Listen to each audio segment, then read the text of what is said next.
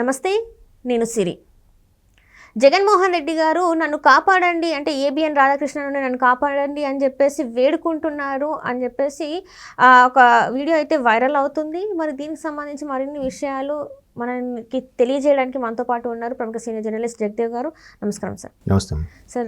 ABN Radhakrishna గారి నుంచి నన్ను కాపాడండి అంటూ జగన్మోహన్ రెడ్డి గారు తనని వేడుకున్నారు అని చెప్పేసి బీజేపీ నేత సుబ్రహ్మణ్య స్వామి గారు చెప్పారని ఒక వార్త అయితే సోషల్ మీడియాలో చక్కర్లు కొడుతుంది. ఇందులో ఎంతవరకు వాస్తవం ఉంది, అసలు దీన్ని ఎలా చూడాలంటారు? పర్టికులర్గా ఏబిఎన్ రాధాకృష్ణ గారి పేరు మెన్షన్ చేశారో నాకు ఐడియా లేదు, కానీ తన మీద జరుగుతున్న ఈ ట్రోల్స్, ఈ మీడియా చేస్తున్న వ్యాఖ్యల నుంచి నన్ను కాపాడండి అన్నట్టుగా ఆయనకి పోస్ట్ చేసినట్టుగా సుబ్రహ్మణ్య స్వామి గారు చెప్పారు. సుబ్రహ్మణ్య స్వామి అంటే ఒక ఎట్లా నిజంగా చెప్పాలంటే బీజేపీ అమ్ముల పొదిలో ఒక అస్త్రం. ఎటువంటి హైందవ ధర్మం గురించి కానీ, సనాతన ధర్మం గురించి కానీ, భారతీయ చరిత్ర గురించి కానీ ఎన్ని స్టేజ్ మీద ఎన్ని రకాల స్టేజెస్లో పాడ్కాస్ట్ ఇంటర్వ్యూస్ పెట్టినా, ఫేస్ టు ఫేస్ డిస్కషన్స్ పెట్టినా, గ్రూప్ డిస్కషన్స్ పెట్టినా, ఈవెన్ అసదుద్దీన్ ఓవైసీ లాంటి వాళ్ళతో కూడా స్టేజ్ మీద మాట్లాడినప్పుడు ఇటువంటి వాళ్ళతో మాట్లాడాలంటే కాస్త టెన్షన్ పడతారు. అది నేను చాలా లైవ్ డిస్కషన్స్లో కూడా నేను చూశాను. అంతటి పవర్ఫుల్ స్పోక్స్ పర్సన్ మన సుబ్రహ్మణ్య స్వామి గారు. ఏదైనా ఖరాఖండీగా ఎట్లా ఎంత మాట్లాడాలో అంత, బట్ మేబీ లాయర్ కూడా కాబట్టి చాలా ప్రతి పాయింట్ ఎంత వ్యాలిడ్గా, ఎంత లాజికల్గా మాట్లాడతాడంటే సింపుల్ కట్టే కొట్టే తెచ్చే అన్నట్టుగా క్వశ్చన్ వేస్తాడు, కానీ దానికి సమాధానం చెప్పడానికి చచ్చిపోతాడు ఎదుటివాడు, గింజుకుని చస్తాడు. సో అట్లా ఉంటుంది. అటువంటి వ్యక్తి ఇప్పుడు ఆ వైరల్ అవుతున్న పోస్ట్ చూస్తే Jaganmohan Reddy who knew him, నేను ఎలాగైతే తెలుసో వాళ్ళ ఫాదర్ నాకు తెలుసు, నేను వాళ్ళ ఫాదర్ తెలుసు, ఆ విధంగా ఆయన కూడా నాకు తెలుసు. ఆయనకు ఒకనొక టైంలో ఒక మెసేజ్ పెట్టాడు, ఈ ట్రోల్స్ మీడియా ఇవన్నీ కూడా భయంకరంగా ఇది చేస్తున్నాయి, నన్ను కొద్దిగా సేవ్ చేయండి అన్నట్టుగా మేబీ ఈ బీజేపీ పెద్దలకి చెప్తారని ఉద్దేశమో, లేదంటే ఆయన ఏదో సలహా ఇస్తాడో ఉద్దేశమో, ఆయన తరపున నేను వాదిస్తాడో సపోర్ట్గా ఉంటాడో ఉద్దేశంతో పెట్టాడంట. మరి ఆయన మాట్లాడలేదు. ఇప్పుడు ఇలాంటి పోస్టులు చేసినప్పుడు ఎవరైనా సరే సుబ్రహ్మణ్య స్వామి గారి మీద కౌంటర్ చేయమనండి. ఇప్పుడు ఇంతకుముందు సజ్జల గారు ప్రెస్ మీట్ పెట్టారు, లేదా కొడాల నాన్నగారు ప్రెస్ మీట్ పెట్టి ఆవిడాడు ఇలా అని మాట్లాడమనండి. ఆవిడాడు ఢిల్లీలో ఉంటాడు, ఓ ముసలివాడు మాట్లాడాడు అని కూడా మాట్లాడవచ్చు కదా. ఇప్పుడు మాట్లాడమనండి, ఆయన మీద మాట్లాడగలరు ఎవరైనా? అది క్లియర్గా కనపడుతుంది. దాని గురించి ఎందుకు మాట్లాడలేరు. ఆయన దగ్గర సాక్ష్యాలు ఏవైనా ఉంటే తిరిగి రివర్స్లో ఒక పిటిషన్ వేసాడంటే వీళ్ళు 7 చెరువులు నీళ్ళు తాగాలి, వీళ్ళు ఢిల్లీకి ఎక్కడికి తిరగడానికి, వీళ్ళు ఆస్తులు అమ్ముకోవాలి అప్పుడు ఇంకా. సో అంత పక్కాగా నిక్కచ్చిగా ఉండే వ్యక్తి సుబ్రహ్మణ్య స్వామి. ఆయన క్లియర్గా చెప్తున్నాడు కదా. అంటే ఇవన్నీ ఎందుకు చెప్తున్నానంటే అసలు జగనన్న అసలు వేర్రా, జగనన్న పులి, జగనన్న టైగర్, అసలు కాంగ్రెస్ని ఎదిరించి బయటకు వచ్చి పార్టీ పెట్టి ముఖ్యమంత్రి అయ్యాడు, ఇది జగనన్న తోపు, అసలు అది వేరే లెవెల్ అని అన్నీ చెప్తారు కదా. మరి ఇట్లా తిరిగి మెసేజ్ ఎందుకు పెట్టారు ఈయన? మరి బాబు నన్ను ట్రోల్స్ నుంచి ఆపండి, మీడియా నుంచి నన్ను కాపాడండి అని చెప్పి ఆయనే చెప్పినట్టుగా ఆ ట్వీట్ చూశారు వేరే వాళ్ళు. ఆయన ఇంకోటి కూడా ఉంది ఏంటంటే, ఇలాంటి వాడిని అంటారు సోనియా గాంధీని ఎదిరించి నిల్చున్నాడని ఎలివేషన్స్ కూడా ఇస్తూ ఉంటారు, ఈయన పరిస్థితి ఏమో ఇది అని. అదే అంటున్నాను నేను. ఇప్పుడు అన్న తోపు, అన్న తురుము అయినా కూడా భయపడలేదు, అన్నకి పాదయాత్ర వద్దని చెప్పారు సోనియా గాంధీ అప్పట్లో, అయినా అన్న వెళ్ళలేదు అన్న. ఇది అసలు ఈవెన్ మోడీ గారు సభ అయినప్పుడు కూడా, ఎక్కడ చిలకలూరుపేట దగ్గర ఎక్కడో సభ అయినప్పుడు కూడా పోలీసులు ప్రవర్తించిన తీరు, ఆ లిమిట్స్ వరకు ఉండేవి ఎవరైతే ఉన్నారో వాళ్ళు, అసలు ఎంత ధైర్యం. ఇప్పుడు ఏమైంది అది?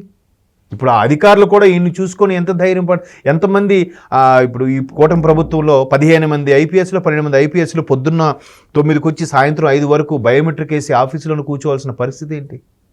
ఏంటమ్మా ఎట్లా? నిజంగా వాళ్ళు రియల్ టైగర్స్ ఐపీఎస్ ఆఫీసర్లు. అలా ఉండాల్సిన వాళ్ళు ఎందుకు ఇదిగా ఉండాల్సి వచ్చింది? ఎందుకు అంత ఇలా ఫ్యూచర్లో ఇలాంటి ఇబ్బందులు పడాల్సి వస్తుందనే డెసిషన్ తీసుకోలేకపోయారా? ఎంత కష్టపడితే ఐపీఎస్ స్థాయికి వెళ్ళారు. ఇట్లా చిన్న చిన్న తప్పులు. గజేతగాడట పిల్లకాలలో పడి చచ్చాడు, అట్లా అనిపిస్తుంది కదా ఐపీఎస్లను చూస్తే. ఇప్పుడు ఈయన కూడా సోనియమ్మని ఎదిరించి ఇక్కడికి వచ్చాడు, ఇది చేసి జైల్లో పెట్టినా భయపడలేదు. ఇలాంటి జైల్లోకి వెళ్ళడాలు, శిక్షలు అనుభవించాలి, మాకు ఇది మామూలే. ఇలాంటివి ఎన్నో వచ్చాయి. అన్నని ఆవిడ ఏమీ చేయలేదు, 12 ఏళ్ళుగా బెయిల్ మీద బయటే ఉన్నాడు, ఇది కూడా గొప్పగా చెప్తున్నారు. మరి ఎందుకు బతిమాలుకొని నాకు వీసా ఇప్పించండి, నాకు 5 ఏళ్ళకు 5 ఇప్పించండి, మా బిడ్డను వెళ్ళడానికి పర్మిషన్ ఇప్పించండి ఎందుకు తీసుకోవాల్సి వస్తుంది? ఈ 5 ఏళ్లలో మీరు కామప్ చేసేసి మసిపూసి మారేడికాయ చేసేసి మేము అలా అన్నామా ఇలా అన్నామా అని మాట్లాడే మంత్రులు అదంతా క్లియర్ కట్ చేసి వచ్చు కదా. ఆయన మీద ఒక్క కేసు లేకుండా కూడా చేసి వచ్చు కదా. ఎందుకు మరి?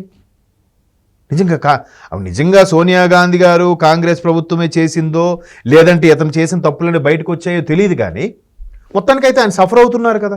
ఇప్పటికీ ఆ శుక్రవారం వెళ్ళి సంతకం పెడతారో లేదో అంటుంటారు, వార్తల్లో చూస్తుంటాం. మరి ఎంతవరకు వాస్తవమో తెలియదు, కానీ మరి అవన్నీ ఏంటి అసలు?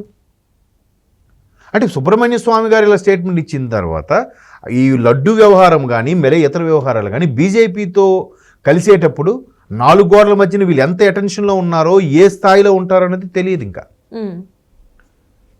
సుబ్రహ్మణ్య స్వామి బీజేపీ నేతగా ఉండే ఒక పవర్ఫుల్ లాయర్గా ఉన్న ఈయన దగ్గరే ఎట్లా ఉంటే అమిత్ షా గారి ముందు, రాజ్నాథ్ సింగ్ గారి ముందు, అలాగే మోదీ గారి ముందు ఇంకెంతగా ఇదిగా ఉంటారో, ఇంకా అయ్యి బాబు బాబు అన్నట్టుంటారేమో.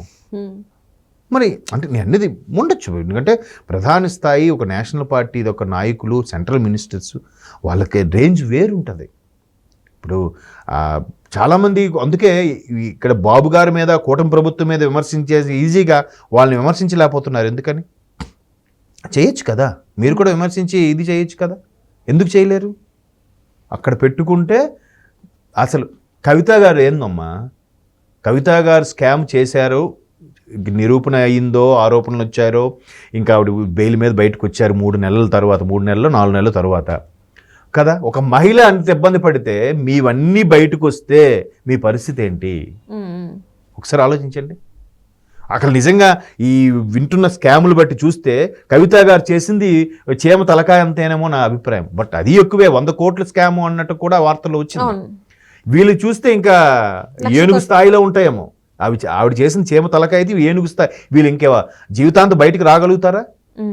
మరి అందుకే ఆ భయంతో ఎక్కడ ఏం మాట్లాడలేదేమో. ఇప్పుడు సుబ్రహ్మణ్య గారు స్వామి గారు చేశారు, దీని మీద కౌంటర్ ఇవ్వమనండి, ఇప్పుడు ప్రెస్ మీట్లు పెట్టమనండి, పెట్టి ఎవడయా వాడు అక్కడ ఢిల్లీలో మాట్లాడట అలాగే మాట్లాడమనండి. ఎవడు ఆడొక సన్నాసి ఇలా మాట్లాడారు కదా గతంలో, ఇప్పుడు అదే వాయిస్లో మాట్లాడమనండి. అప్పుడు వీళ్ళందరూ పులులు, సింహాలు, లైగర్లు అన్నీ ఒప్పుకుంటాం. నిజం కదమ్మా, వాళ్ళు ధైర్యంగా మాట్లాడుతున్నారంటే నిజంగా పుల్లు, సింహాలు, లైగర్లే, డౌట్ లేదు, పొగడాల్సిందే. దాని మీద వాళ్ళు ఇదంతా కూడా పైకి జగన్మోహన్ రెడ్డి అన్న సింహం సింగిల్ గా వస్తాడు ఇవన్నీ మాట్లాడేది కూడా జస్ట్ నిజంగానే పేటీఎం బ్యాచ్ లో మాట్లాడుతున్నాను అనుకోవాలి. ఖచ్చితంగా. ఇప్పుడు అభిమానం అనేది దానికి వాళ్ళు ఎవరికాళ్ళు ట్రోల్ చేసుకుంటారు. ఇప్పుడు నిన్న దేవర రిలీజ్ అయింది. దేవర రిలీజ్ అయినప్పుడు మా పాత రికార్డులన్నీ మా హీరో చెరిపేశాడు, రికార్డులన్నీ బద్దలు కొట్టాడు అని చెప్పుకారు. ఎవరు హీరోలు వాళ్ళు చెప్పుకుంటారు, సర్వసాధారణం, అది చెప్పుకోవాలి. కానీ అతిశయోక్తి మరీ టూ మచ్ అనమాట. ఇప్పుడు దేవర కలెక్షన్స్ రికార్డు బద్దలు కొడుతుంది కాబట్టి చెప్పచ్చు, మరి 50 కోట్లు వచ్చిందాన్ని 200 కోట్లు చేసి చెప్పకూడదు కదా, తురుము తోపు అని అనకూడదు కదా, అది చేయకూడదు. బ్లండర్గా దొరికిపోయే ట్రోల్స్ చేయొద్దు.